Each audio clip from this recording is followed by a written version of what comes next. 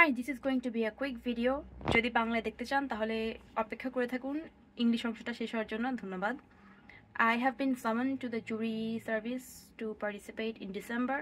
However, if this is the first time, we can have it postponed. For postponing it, we have to go to ny.juror.gov in that website, or we can call them or we can email them and we can have a first time postponement, which I'm going to do because I'm going to have a dental surgery. That's all there is. You get a letter and you get summoned by the letter. Also, you get summoned in the email too. You get the physical letter and the email.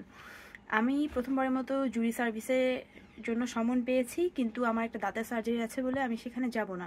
যদি এটা আপনার প্রথমবারের মতো জুরি সার্ভিসে ডাক হয়ে থাকে এবং আপনি এটা পোস্টপোন করতে চান, তাহলে আপনি ny.juror.gov ওয়েবসাইটে গিয়ে এটা পিছানোর জন্য আপিল করতে পারেন। 2 মাস থেকে 6 মাস পিছানো যায় প্রথমবারের মতো। দ্বিতীয়বার পেছানো যায় কিনা জানি না, সম্ভবত যায় না, কিন্তু প্রথমবার হলে পেছানো যায়। আর আপনি চাইলে একটা ফোন নাম্বার তারা দেয়, যে চিঠিটা তারা দেয়, সেখানে একটা ফোন নাম্বার থাকে, সেই ফোন নাম্বারে যোগাযোগ করতে পারেন, অথবা তারা একটা ইমেল অ্যাড্রেস দেয়, সেখানে আপনারা ইমেল করতে পারেন। তো আমি আপাতত ওয়েবসাইটে গিয়ে আমার জুরির হাজিরার দিনটাকে 6 মাস পিছানোর পরিকল্পনা করছি।